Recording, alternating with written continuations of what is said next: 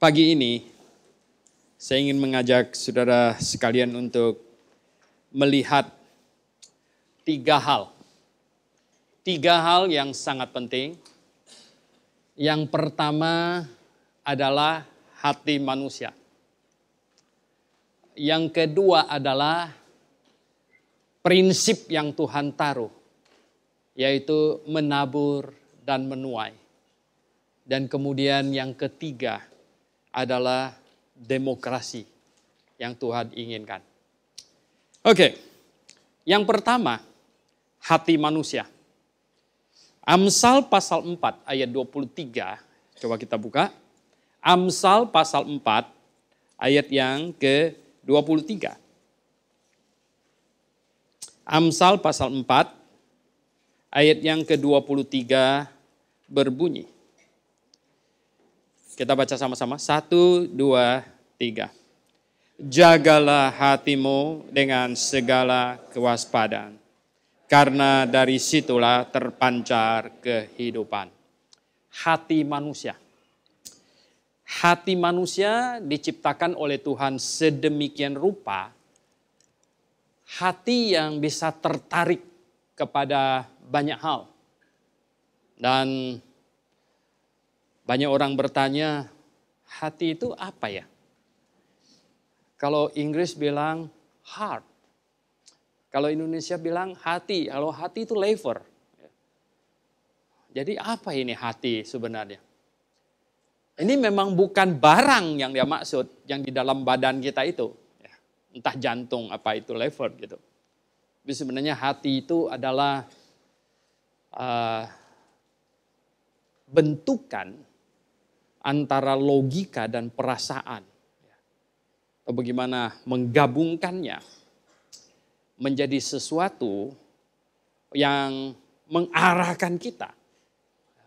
Pikiran kita berpikir, kemudian perasaan kita ikut berperan di dalamnya, dan itulah membentuk satu gabungan itu menjadi hati manusia. Hati manusia. Nah, saudara yang saya kasih dalam Tuhan, hati manusia ini bisa menginginkan hal yang positif. Yang positif, yang baik gitu. Baik di pemandangan Tuhan maupun baik di pemandangan manusia sebenarnya. Manusia diberikan logika, diberikan hati untuk menimbang apakah sesuatu itu baik atau tidak. Kalau baik, ya baik itu artinya baik untuk saya, baik untuk Anda, baik untuk semua orang, dan baik untuk Tuhan juga. Ya. Tuhan senang karena baik semua itu. Nah, ini hati manusia. Dan Tuhan memberikan kemerdekaan kepada hati manusia itu. Oleh sebab itu Tuhan tidak bertindak seperti diktator untuk mengendalikan hati orang. Bahwa dia dibuat begitu saja. Dia dibuat begini saja. Ya.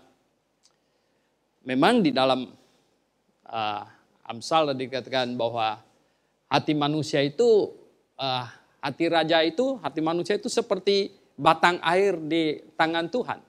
Oh iya, kemarin saya baru jelaskan kepada seorang alumni GITS, hamba Tuhan. Saya bilang ini seperti batang air. Jadi hati kita harus benar di hadapan Tuhan. Supaya bukan Tuhan mendiktator, atur kita semuanya, bukan. Tapi mengendalikan seperti begini. Batang air seperti ini. Ini air mengalir dari gunung. Air mengalir. Kanan kiri ada sawah. Kanan kiri. Ini mau dibelokkan kemana? Dibendung sedikit, belok ke kanan. Atau dibendung di sini begini, belok ke kiri. Itu dibendung begini, belok ke kanan. Sawah di sebelah kanan banyak air.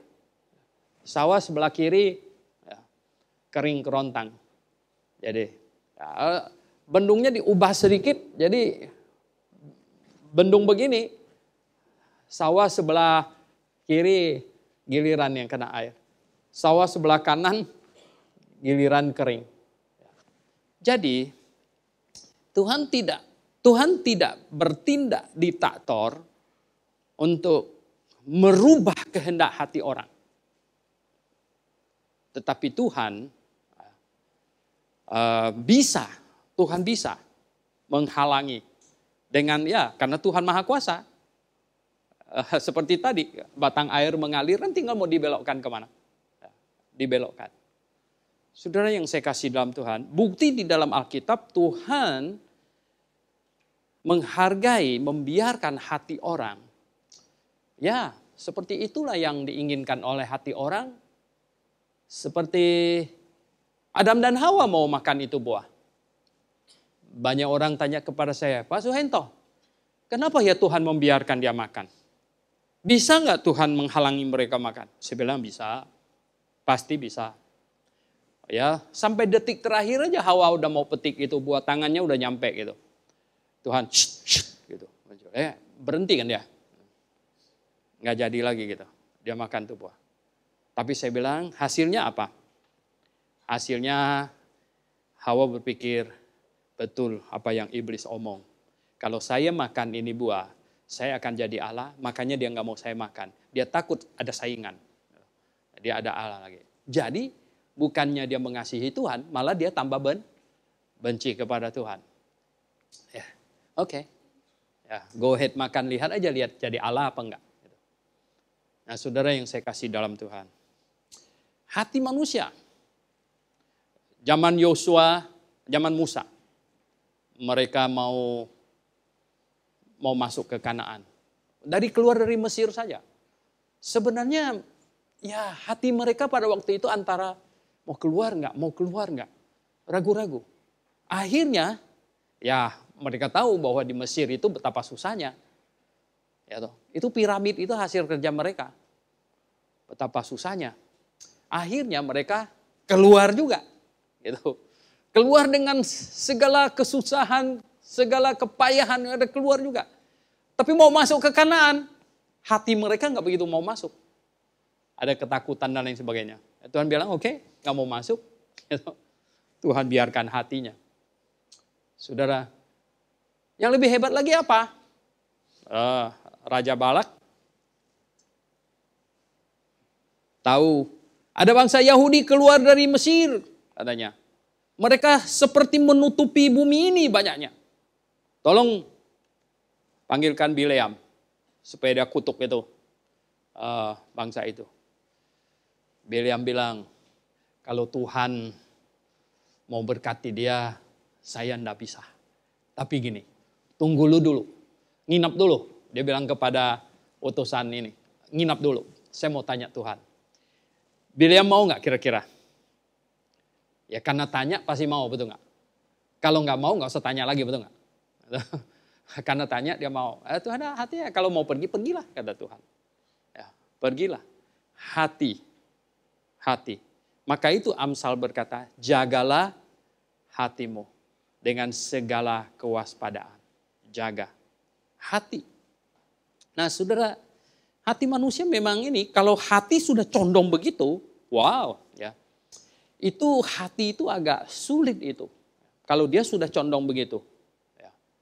Lebih-lebih kalau hati yang sudah sempat direbut orang lain gitu loh. Ya. Hati laki-laki yang sudah direbut oleh perempuan. Jadi dia nggak ada hati lagi, kamu bisa bayangkan. Ya kan? Hatinya sudah dipegang di sana gitu loh. Wow, ya nggak? Itu siapapun yang ngomong lagi sudah nggak bisa. Kenapa? Ya, hatinya sudah diambil, sudah dipegang di sana gitu. Ini repot ini. Sudah logikanya sudah nggak jalan biasanya karena hatinya sudah diambil gitu. Nah saudara yang saya kasih dalam Tuhan, ada kebenaran yang kedua yang Tuhan katakan di dalam firman-Nya, yaitu masalah tabur dan tuai. Banyak orang tanya sama saya, Pak Suhento, di Buddha itu ada hukum karma. Lalu Kristen itu ada nggak hukum karma? Saya bilang enggak. Sebenarnya itu karena iblis mau niru-niru Tuhan. Jadi hukum karma itu menggambarkan Tuhan itu jahat. Tuhan itu pendendam.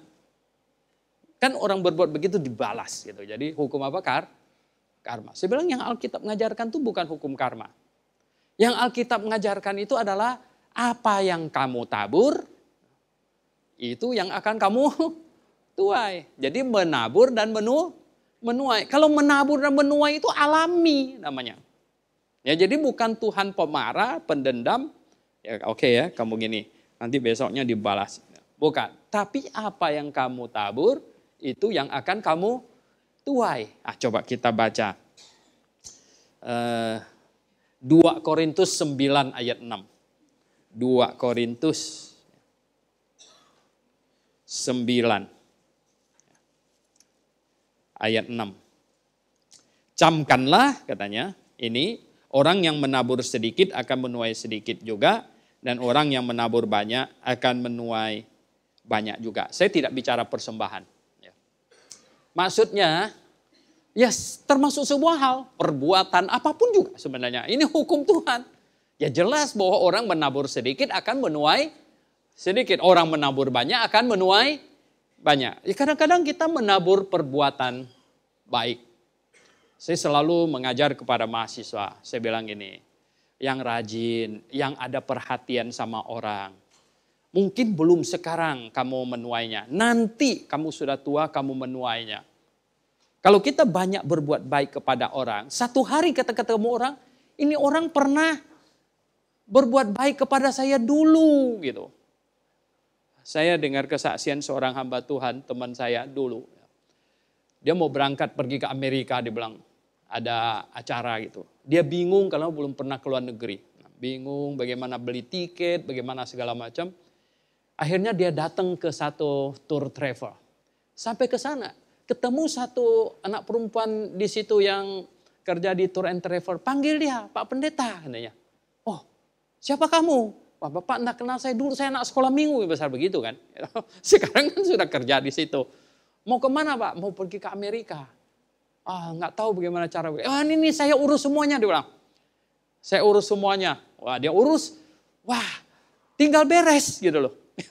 Dari sini berangkat sini pakai pesawat nomor ini, terbang sampai sini, segala macam. Semuanya diatur sampai sudah selesai. Tinggal bayar. Wah, dia bilang. Baru tahu katanya. Sesuatu yang saya tabur katanya. Ya belasan tahun yang lalu gitu. 20-an tahun yang lalu. Baru kemudian saya tuai lagi. Ada kebaikan-kebaikan. Nah saudara yang saya kasih dalam Tuhan Yesus, itulah sebabnya mengapa Tuhan mau kita melakukan sesuatu yang baik. Dan jangan pelit-pelit berbuat baik gitu. Jangan pelit. Karena apa? Karena prinsip Tuhan yang Tuhan taruh, apa yang kamu tabur, itu yang akan kamu tuai. Kamu menabur sedikit akan tuai sedikit, kamu menabur banyak akan menuai banyak. Ini prinsip dari Tuhan. Alami sebenarnya. Kita baca lagi di Galatia pasal 6 ayat 8. Coba lihat. Galatia pasal 6. Sebab barang siapa menabur dalam daging, ia akan menuai kebinasaan dari dagingnya. Tetapi barang siapa menabur dalam roh, ia akan menuai hidup yang kekal dari roh itu. Ya, jadi barang siapa yang menabur dalam daging, barang siapa yang menabur kejahatan, barang siapa yang menabur hal-hal yang buruk gitu. Oh, dia akan menuai. Dia akan menuai hal-hal yang kedagingan, keburukan semuanya. Tetapi barang siapa yang menabur dalam roh, dia akan menuai hal-hal yang bersifat rohani. Jadi saudara yang saya kasih dalam Tuhan Yesus Kristus. Tuhan mau mengajak kita untuk melihat bahwa hidup ini seperti seorang petani. Bahwa dunia ini seperti tanah, seperti ladang, seperti sawah. Tanah. Semakin banyak kita menabur, maka semakin banyak kita akan menuai. Apa yang kita tabur, itu yang akan tuai. Kalau kamu, nggak ada kan, masa kamu nabur, apa misalnya, biji mangga, tumbuh durian gitu kan, tidak gitu. Ya, apa yang kamu tabur, itu yang akan kamu tuai katanya. Nah itulah sebabnya Tuhan mau menghendaki anaknya bahwa kamu nggak usah ambil pusing dunia dengan segala hiruk pikuknya. Yang membuat kita kadang-kadang, waduh kok dunia ribut amat gitu ya toh. Lalu kita kehilangan kesempatan dan antusiasme untuk melakukan hal yang baik. Tidak. Prinsip Tuhan ini masih tetap jalan. Apa yang kamu tabur, itu akan kamu tuai. Semakin banyak kamu tabur, semakin menuai banyak. Dan apa yang kamu tabur? Kita tabur sesuatu yang benar, yang baik, kebaikan, kebenaran, ya, semuanya. Satu hari kita pasti akan menuai ya, hal yang baik, ya, yang benar. Nah, saudara yang saya kasih dalam Tuhan Yesus, ini prinsip. Ya. Sangat prinsip sebenarnya. Nah sekarang yang ketiga, demokrasi. Wah, demokrasi ini. Tadi ya, yang pertama hati. Hati manusia Tuhan taruh bisa menginginkan sesuatu baik maupun yang jahat. Kemudian menabur. Barang siapa menabur angin akan menuai badai katanya. Siapa yang ngomong ini? Ya, kita menabur ini kita akan menuai hasilnya. Nah sekarang demokrasi itu sebenarnya mengikuti keinginan hati mayoritas orang. Ya. Jadi keinginan hati mayoritas orang itu ikutin aja. Itu demokrasi. Ya. Saudara yang saya kasih dalam Tuhan Yesus.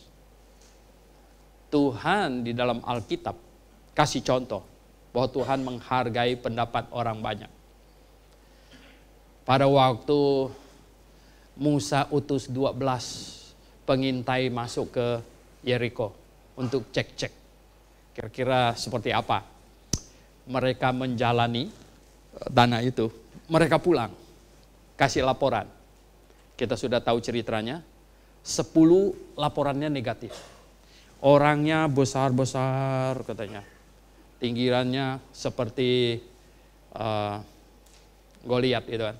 3 meteran, kamu bisa bayangkan. Ya 3 meteran orangnya, kita kalau saya 1,60 meter saja cuma separuh. Gitu. Sampai di sininya. Bagaimana gitu. Sehingga malah dibesar-besarkan dan dikecil-kecilkan katanya. Jadi kami seperti belalang. Wah kok kecil banget bandingannya gitu. Seperti belalang katanya. Kecil sekali. Lalu apa? Ya, tanahnya sih subur katanya. Subur. Sampai hari ini. Saya seringkali sama Simu kan suka nonton yang kebun-kebun anggur.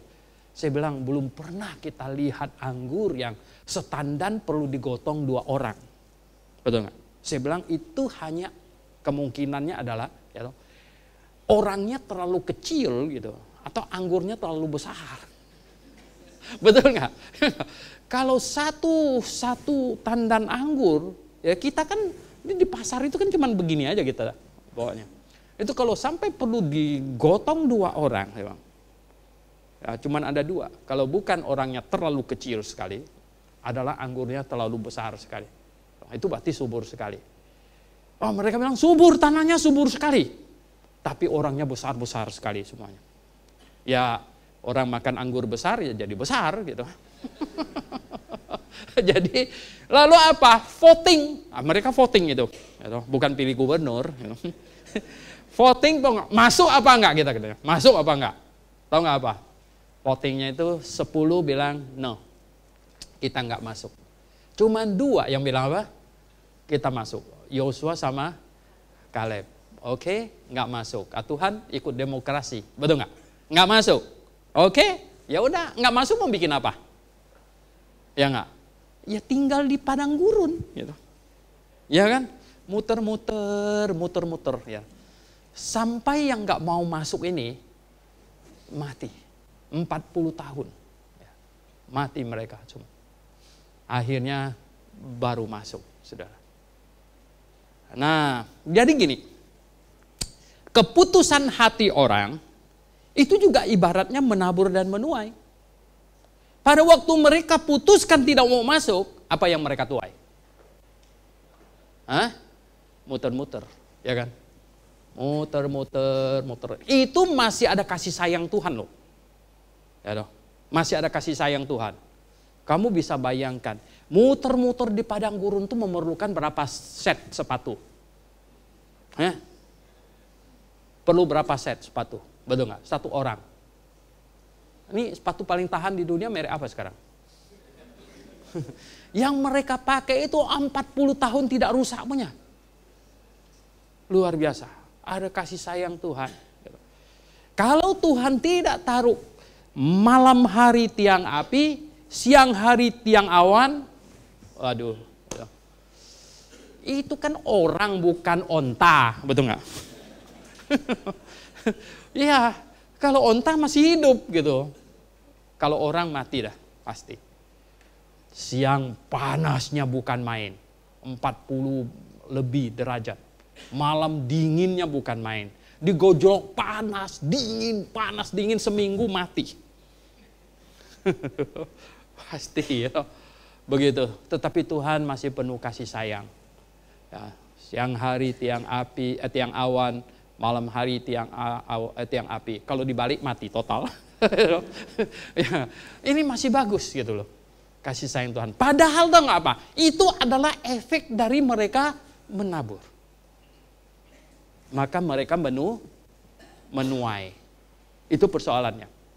Nah, saudara yang saya kasih dalam Tuhan. Sama pada waktu Tuhan Yesus mau disalibkan. Lagi disidang sama Pilatus ini. Pilatus ini menurut catatan Alkitab. Pilatus ini sampai dirinya sendiri berkesimpulan sebenarnya Tuhan Yesus ini tidak pantas lah untuk dihukum mati. Dia menawarkan bagaimana kalau saya cambuk, dia hukum cambuk kemudian lepaskan. Udah puas belum kalian? Ternyata tidak puas. Tidak puas. Lalu mau apa? Salibkan dia. Jadi keinginan mayoritas. Keinginan mayoritas. Demokrasi. Keinginan mayoritas. Salibkan dia. Pilatus bilang apa? Saya tidak mau tanggung kesalahannya loh. Saya cuci tangan loh. Cuci tangan. Lalu mereka berteriak apa katanya? Biarlah darahnya ditanggungkan kepada anak cucu kami. Berani amat mereka ngomong begitu. Akhirnya berlakulah yang tadi itu apa? Menabur dan menuai. Selamanya orang Yahudi akan menderita sampai betul-betul mereka berkata, kami sudah salah gitu. Kami sudah menolak Mesias. Memang tidak segera besok langsung terjadi itu, tidak. Tidak begitu. Kan tanam biji kan enggak ada. Saya pergi ke timur, ini ada banyak orang timur di sini. Saya dikasih tahu jenis pohon apa katanya. Bijinya ditaruh 5 tahun kemudian baru tumbuh punya. Sebenarnya kita udah lupa di mana dia. Saya bilang, masak begitu lama? Saya bilang gitu. Oh iya Pak katanya. Saya lupa nama pohonnya apa. Saya bilang, kalau kita taruh, kita nggak betul-betul tandain, ya kan? Gimana kita tahu lagi 4 tahun kemudian ya toh? Di mana tadi itu bijinya saya taruh? Kan 5 tahun kemudian katanya baru tumbuh. Bayangkan. Nah, pada waktu orang Yahudi teriak-teriak katanya, salibkan dia. Biarlah darahnya ditanggungkan kepada anak cucu kami. Bukan seminggu kemudian langsung malapetaka. Tidak. Berapa tahun kemudian dong? 30 sekian tahun kemudian. Waktu mereka teriak-teriak itu sekitar tahun 30-an. Sejarah mencatat tahun 70. Tuhan mengizinkan Jenderal Titus datang. Hancurkan semuanya. Dan orang Yahudi terkocar-kacir ke seluruh dunia. Nah, sekarang mulai menuai apa yang mereka tabur itu. Saudara yang saya kasih dalam Tuhan Yesus, banyak orang tidak tahu bahwa dalam hidup ini prinsip menabur menuai dan Tuhan membiarkan hati kita memilih, ini berlaku dalam segala aspek hidup kita. Ya. Bahkan dalam hal-hal kecil, Anda memilih teman, salah pilih, kamu bisa gawat punya. Oh itu teman seminggu, teman 2 minggu, sebulan. Teman seumur hidup. Wah, ya saudara, saya sudah banyak konseling orang yang kacau balau. Ya kan? Banyak orang tidak berpikir. Dia tidak apa? Kata Amsal tadi pasal 4 ayat 23. Jagalah hatimu dengan segala kewaspadaan. Dia membiarkan hatinya dicuri oleh orang lain. Kamu sebenarnya nggak dijaga baik-baik tuh. Ya kan? Sekalinya hatinya dicuri orang lain, dipegang orang lain. Waduh, ya. Ini gawat nih, hati sudah dipegang orang lain. Ya, tinggal dipelintir-pelintir sana. Nah ini dia. Oleh sebab itu saudara yang saya kasih dalam Tuhan, dalam hidup ini saya katakan, benarlah apa yang firman Tuhan ngomong. Jaga hati kita dengan sebaik-baiknya. Itu penting sekali. Nah, dalam segala hal, kita lihat, saya di PES video tentang ada satu anak perempuan, kira-kira belasan tahun. Dia bersaksinya tuh di PBB loh. Ya, bahasa Inggrisnya udah cukup bagus. Dia keluar dari Korea Utara punya, pernah nggak Anda nonton itu? Ya. Keluar dari Korea Utara, lewat gurun, dan sampai ke Cina, dan dari Cina baru ke Amerika. Itu seorang wanita muda. Ya. Dengan menangis dia bersaksi bagaimana ibunya diperkosa sampai di Cina segala macam itu. Ya, toh. Dan bagaimana di Korea, ya, toh, itu diktatornya, ya, temennya, mama temennya katanya, cuman dengar musik bahasa Inggris saja ditangkap dan dimatikan gitu. Wah, ya betapa kejamnya segala macam. Dan di PBB itu dia pidato begitu memukau sambil menangis katanya. Let everyone put your feet on our shoes. Bang. Coba kalian taruh kaki kalian di sepatu kami. Kenapa kalian diam semuanya? Kenapa PBB diam maksudnya? Dengan apa yang terjadi di Korea Utara. Saya merenung habis nonton itu begini. Ya itu adalah tabur tuai prinsip Tuhan. Mengapa? Anda pernah nonton film dokumentasi perang Korea tahun 50-an? Ya. Itu dahsyat sekali saudara. Dahsyat sekali. Perangnya sedemikian rupa. Pertama-tama komunis yang menang. Yang korut yang menang. Pertama-tama. Karena Korea Selatan nggak tahu. Ya, nggak tahu. Cina kirim 400.000 pasukan. Bantu bayangkan dari Korea Utara gempur. Sampai ke kota Seoul sudah. Dengan hanya beberapa hari gempur. Ya, luar biasa. Mao Zedong punya proyek. Ya. Amerika kaget sama negara-negara sekutu. Balik baru kirim pesawat, kirim segala macam, itu kan perang cepat. Tembak lagi, habis utara punya mundur. Mundur. Anaknya Mao Zedong, anak tunggalnya, mati di situ. Sekarang orang Cina bersyukur, untung dia nggak punya anak 2. Kalau punya anak 2 akan jadi temennya Kim Jong-un. Itu akan jadi kacau sekali. Nah, saudara yang saya kasih, anak Mao Zedong mati di situ. Dan perang dari selatan tuh usir lagi, pakai pesawat kan Amerika, tembakin itu semuanya, sembunyi tembakin pasukan daratnya. Nah, sampai ke perbatasan sekarang inilah stop gitu. Stopnya kenapa? Sebenarnya Jenderal MacArthur pada waktu itu bilang tembak pakai nuklir sekali lagi. Gitu. Dan sebenarnya waktu itu kalau Amerika tidak stop juga di situ akan perang dunia ketiga segera, karena Soviet ngancam akan masuk. Ya. Jadi Cina masuk, Soviet masuk, ya, wah, jadi Amerika berhenti. Nah, saudara yang saya kasih dalam Tuhan, apa yang perempuan kecil nangiskan itu di PBB itu, nangiskan itu, sebenarnya itu perjuangan kakeknya mungkin, betul nggak? Kan kakeknya mau komunis gitu. Waktu itu kakeknya mau komunis, nggak tahu mungkin ya, mungkin bukan bapaknya, kakeknya mau komunis, semuanya mihak komunis. Jadi tanpa berpikir panjang gitu loh. Tanpa berpikir panjang. Komunis. Komunis itu sekarang banyak orang tidak tahu. Komunis ya, komunis. Di Indonesia ini ada banyak kesalahpahaman antara komunis dengan ateis. Ketukar-tukar gitu. Komunis itu sistem pemerintah, ateis itu tidak percaya ada Allah gitu. Nah, sekarang ini sebenarnya hampir tidak ada lagi negara komunis. Sudah mati gitu. Sudah tidak ada. Karena apa? Tidak bisa. Komunis tidak mungkin bisa. Itu adalah Karl Marx baca Alkitab tanpa dibimbing oleh orang yang ngerti Alkitab untuk menafsirkan Alkitab. Karl Marx membaca Alkitab Kisah Rasul pasal 2. Wah, hebat. Kalau semua orang menyerahkan hartanya milik bersama, makan sama-sama, yaitu semuanya sama-sama, tidur sama-sama, mati sama-sama, kan hebat dia pikir begitu. Dia tidak tahu. Banyak orang Kristen juga tidak tahu. Kalau dalam keadaan damai itu tidak bisa diterapkan punya. Kalau kekristenan dalam keadaan damai sekarang kita bilang ini, mulai minggu depan ya semua orang punya uang kita taruh ke akun sama-sama ya. Jadi kita makan sama-sama. Yang nggak ada duit, yang malas seneng nggak dengan itu? Seneng, betul nggak ya? Yang duitnya banyak seneng nggak dengan itu? Enggak, dia pindahkan dulu sembunyikan. Mana mau, betul nggak? Enak aja katanya gitu. Tapi tahu nggak ya, kalau situasinya penganiayaan tanpa disuruh akan terjadi begitu. Betul nggak? Seperti di Kisah Rasul pasal 2. Kalau penganiayaan pasti. Mengapa? Kalau dibilang semua jemaat Grafe akan ditangkap, punya rekening akan dilikuidasi, rumahnya akan diambil semuanya. Lalu kita gimana? Cepat-cepat ngambil duitnya, betul nggak? Ya kan?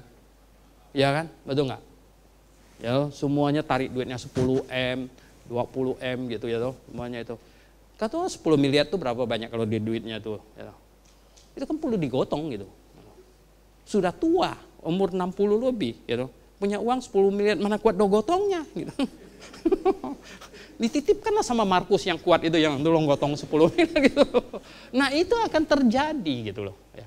Rumah juga akan dijual seperti yang di Kisah Rasul pasal 2. Dan uangnya diserahkan ke bawah kaki Rasul begitu. Itu otomatis. Nah, karena Karl Marx baca Alkitab dan tidak paham sembarangan, dia menghasilkan Marxisme gitu. Marxisme itu akhirnya ya Lenin pengikutnya semuanya membuat dunia ini. Dan mereka menyenangkan, artinya sebenarnya ini menjanjikan semu ya kepada orang-orang miskin. Jadi orang miskin semuanya kan, rakyat miskin tuh paling suka komunis karena mereka dibilang, nah itu tuan tanah itu borjuis itu semuanya, ntar kita ambil tanahnya kita bagi rata. Hebat sekali kan. Kan nggak tahu gitu ya toh. Aku mau mana senjatanya bawa sini gitu loh. Nah, itu begitu gitu. Tapi setelah ambil bukan punya kamu. Ya, nggak ada mereka dapatkan. Orang komunis selalu berkata apa?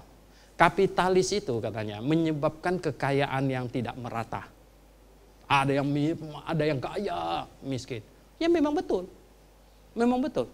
Winston Churchill berkata apa tahu nggak? Dia bilang, betul sekali katanya. Kapitalisme menghasilkan ketidakrataan kekayaan.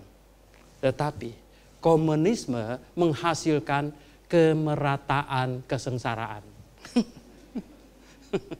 Ya dong. Itu yang terjadi. Nah, saudara yang saya kasih dalam Tuhan Yesus. Nah, saya mau, banyak orang bilang, Pak Suhento cuma bisa khotbah tentang doktrin katanya. Ya, nggak applicable. Hari ini saya khotbah yang applicable.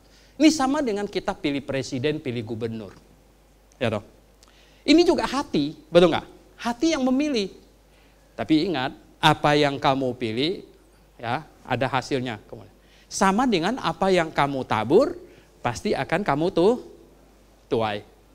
Pasti itu punya. Saudara yang saya kasih dalam Tuhan, ada satu film yang di-pass juga. Syria itu dulu negara yang indah sekali. Indah sekali. Sebelumnya sebenarnya Libanon negara yang indah sekali. Dengan pemandangannya segalanya indah sekali. Itu Libanon itu indah sekali. Nah, indah sekali. Dihancurkan oleh Hizbullah. Hizbullah hancurkan. Giliran Syria di bawah Hafiz Assad itu ya dibangun sampai cakep, jalanannya semua lebar, pasir murah, tinggal gorok gitu. Bikin jalan, tambah semen. Murah, jalannya bagus. Tapi sekarang tahu nggak? Di Syria, waduh, hancur lebur, hampir tidak ada gedung yang tidak ada lubang pelurunya. Mereka pilih. Mereka pilih. Dan ada hasilnya. Nah, saudara yang saya kasih dalam Tuhan Yesus. Sama. Zaman Musa, zaman Tuhan Yesus, bahkan pemilihan yang pribadi keluarga. Lot dihadapkan pilihan. Pembantunya Lot sama pembantunya Abraham cekcok. Abraham ini orang baik. Dia panggil Lot, dia bilang, Lot ini keponakan. Mestinya keponakan hormat sama om. Tapi Abraham bilang ini pembantu kamu cekcok sama pembantu saya. Kalau kita bersama terus ntar kita berdua yang cekcok. Ya kan?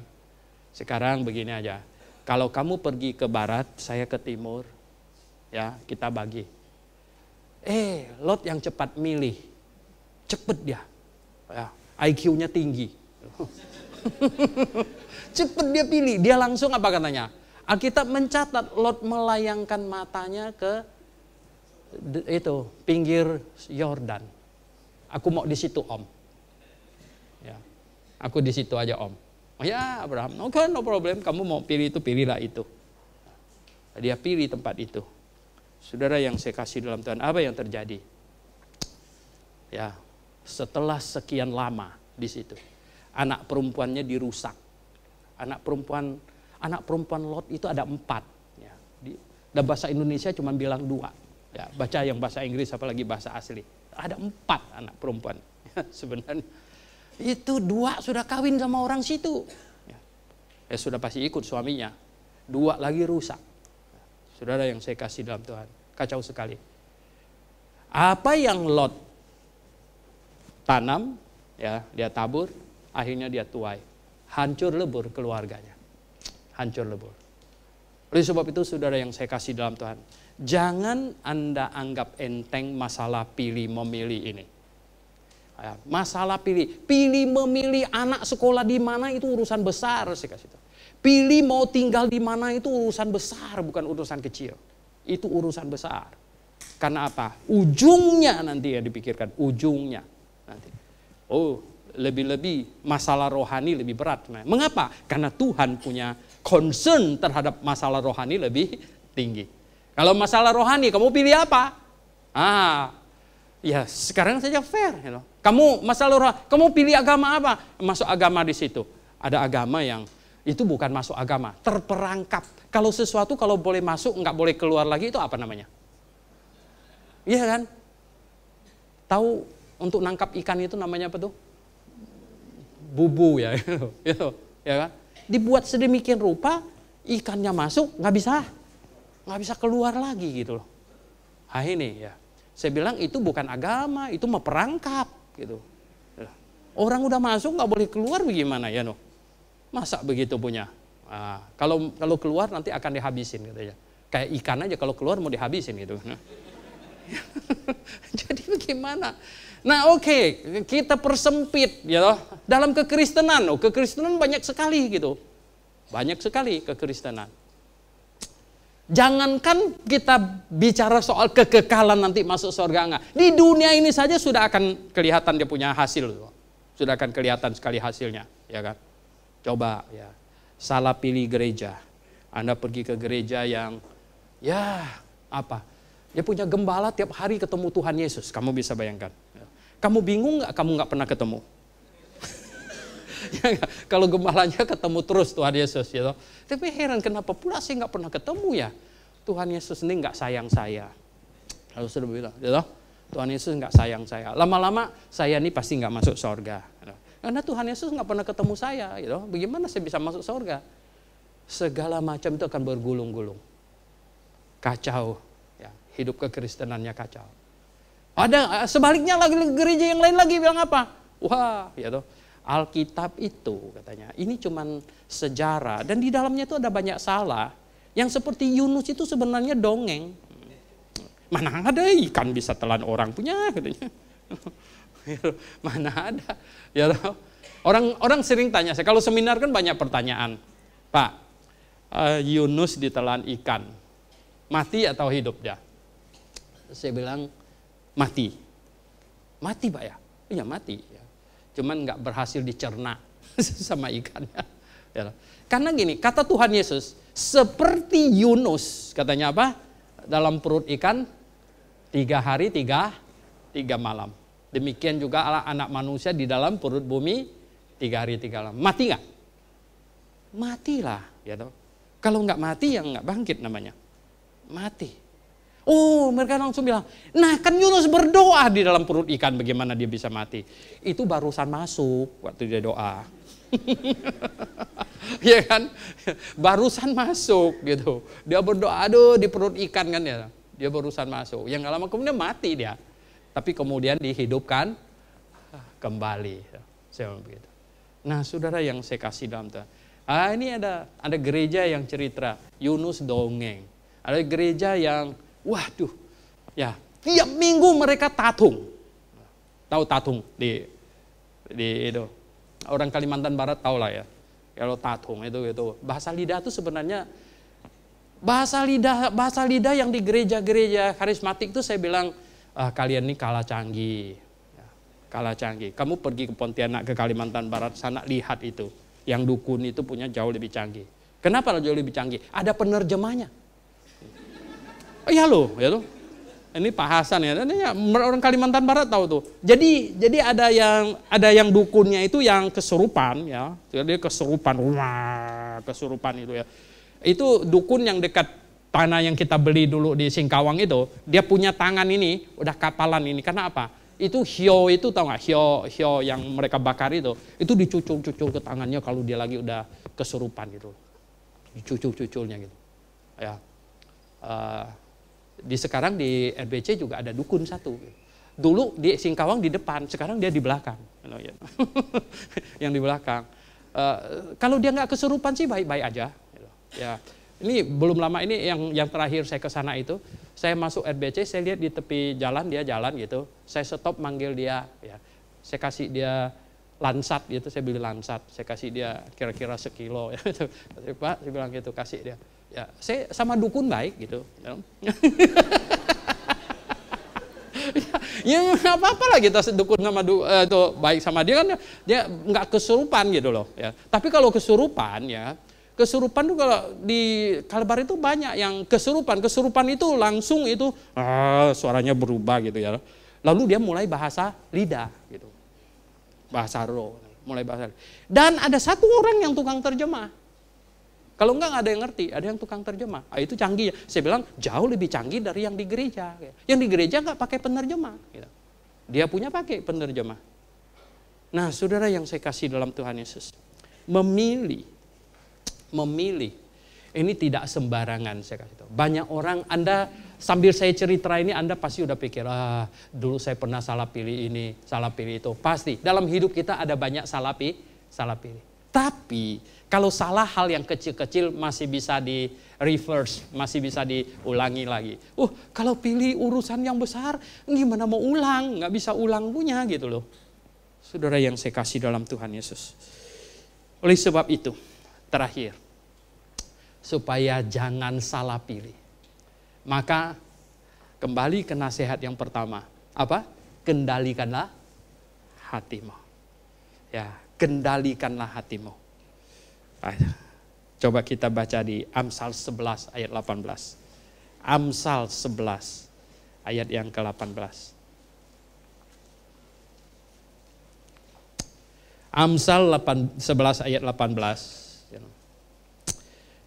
Bunyinya gini, orang fasik membuat laba sia-sia. Membuat laba sia-sia.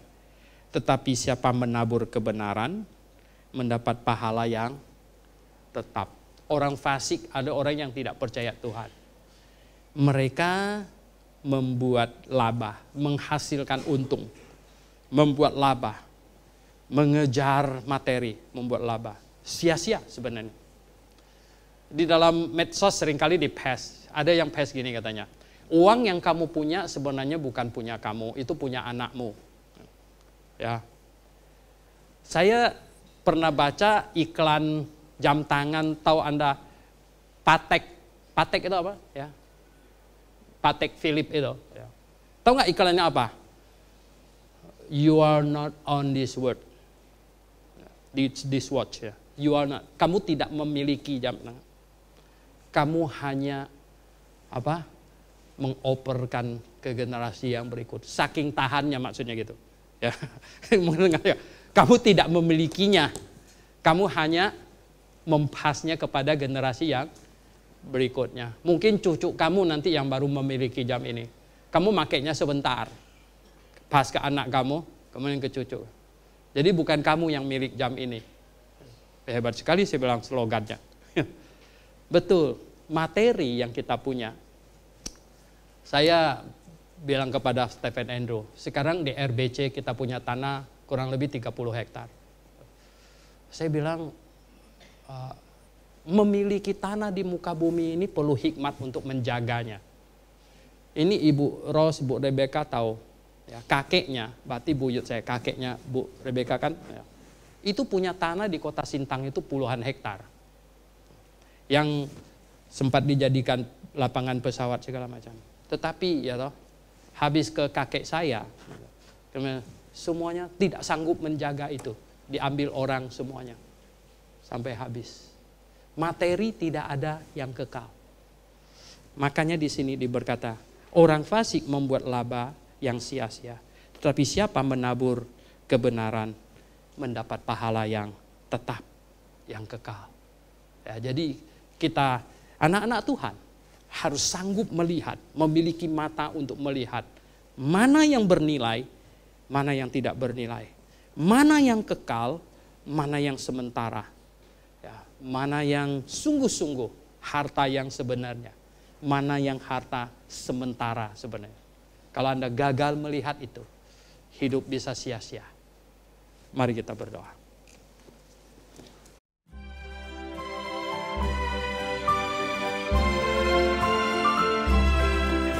I carried a burden of staggering weight and struggled for freedom.